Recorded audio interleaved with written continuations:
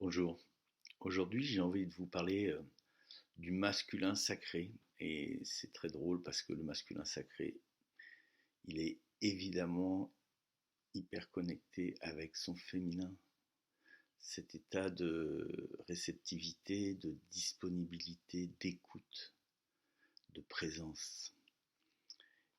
Et qu'est-ce qui pour moi caractérise le masculin sacré? C'est quelqu'un qui atteint une forme de déconditionnement, euh, qui est sorti de ses envies, de ses volontés, de ses projections, qui est sorti de son personnage psychologique, c'est-à-dire ce personnage conditionné qui a toujours un pet de travers, qui a toujours quelque chose qui ne va pas, parce que ben voilà, l'éducation, le monde dans lequel on vit peut créer des frustrations, peut créer aussi des attentes, des comparaisons, tout un tas de toxiques, comme je les appelle, des empêcheurs de tourner en rond. Et je dirais qu'un des principaux, c'est le jugement du monde, le jugement des autres, mais surtout, le principal, c'est le jugement envers nous-mêmes.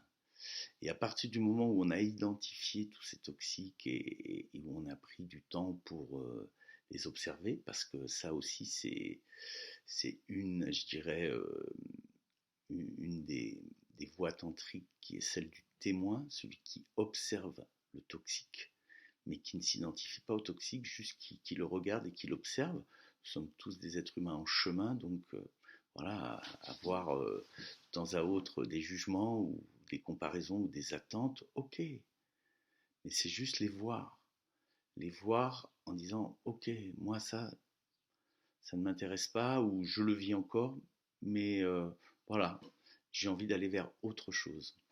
Et donc, cet espace de non-jugement et de tranquillité que nous amène le non-jugement nous amène à, à cet être qui est sans intention, sans volonté, sans projection. Certains l'appellent le bambou creux, certains chamans s'appellent les hommes creux, c'est-à-dire qui se laisse traverser par la vie, qui n'a plus, qui, qui, qui, qui est dans l'état d'ouverture, de réceptivité et d'écoute, de tranquillité. Et pour moi, ça, c'est le masculin sacré. Et que ce masculin sacré, quand il rentre en contact avec une femme, il lui laisse l'espace disponible. Il s'est apaisé aussi au niveau de sa libido. Il s'est rendu compte que sa libido pouvait être aussi, je dirais, une tension. Et ça, j'en ai bien fait l'expérience. Jusqu'au jour où un grand ras-le-bol m'a permis de passer à autre chose. Et le fait de passer à autre chose, ça m'a permis de ne plus être dépendant. C'est-à-dire, moi, aujourd'hui, j'ai toujours de la libido, et tant mieux.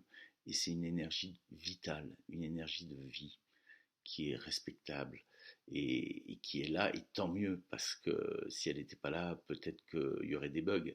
Mais en même temps, ce qui est intéressant, c'est quand c'est plus elle qui me mène par le bout du nez. Et elle m'a mené par le bout du nez pas mal d'années, et de manière intense.